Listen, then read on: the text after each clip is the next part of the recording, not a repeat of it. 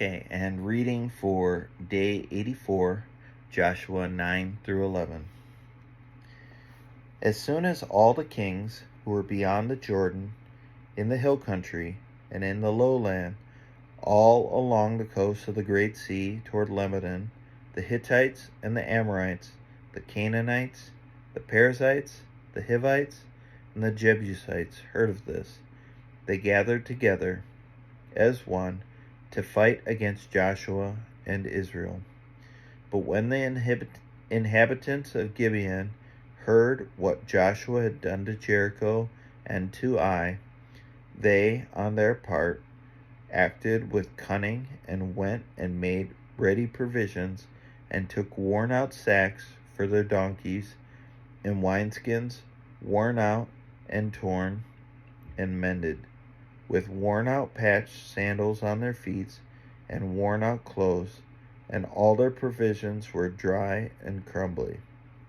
And they went to Joshua in the camp of Gilgal, and said to him and the men of Israel, We have come from a distant country, so now make a covenant with us. But the men of Israel said to the Hivites, Perhaps you live among us, and how can we make a covenant with you? And they said to Joshua, We are your servants. And Joshua said to them, Who are you, and where did you come from? And they said to him, From a very distant country your servants have come. Because of the name of the Lord your God, we have heard a report of him, and all that he did in Egypt, and all that he did to the two kings of the Amorites who are beyond the Jordan, to Sihon the king of Heshbon, and to Og the king of Bashan, who lived at Ashtaroth. So our elders and all the inhabitants of our country said to us, Take provisions in your hand for the journey, and go meet them, and say to them, We are your servants. Come now, make a covenant with us. Here is our bread. It was still warm when we took it from our houses, as our food for the journey on the day we set out to come to you. But now, behold, it is dry and crumbly. These wineskins were new when we filled them, and behold, they have burst. And these garments and sandals of ours are worn out from the very long journey. So the men took some of their provisions, but did not ask counsel from the Lord. And Joshua made peace with them, and made a covenant with them, and let them live. And the leaders of the congregation swore to them. At the end of 3 days, after they had made a covenant with them, they heard that they were their neighbors, and that they lived among them. And the people of Israel set out and reached their cities on the 3rd day. Now the cities were Gibeon, Chephirah, Beeroth, and Kiriath Jearim. But the people of Israel did not attack them, because the leaders of the congregation had sworn to them by the Lord, the God of Israel.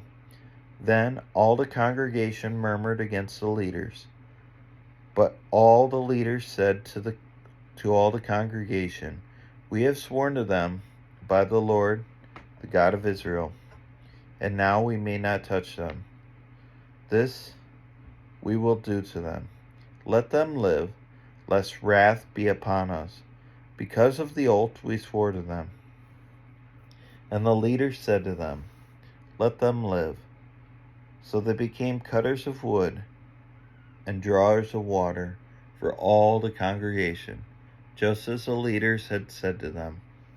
Joshua summoned them, and he said to them, Why did you deceive us, saying, We are very far from you, when you dwell among us? Now therefore you are cursed. Some of you shall never be anything but servants, cutters of wood and drawers of water, for the house of my God. They answered Joshua, Because it was told to your servants for a certainty that the Lord your God had commanded his servant Moses to give you all the land and destroy all the inhabitants of the land from before you. So we feared greatly for our lives because of you, and did this thing. And now, behold, we are in your hand. Whatever seems good and right in your sight to do to us, do it.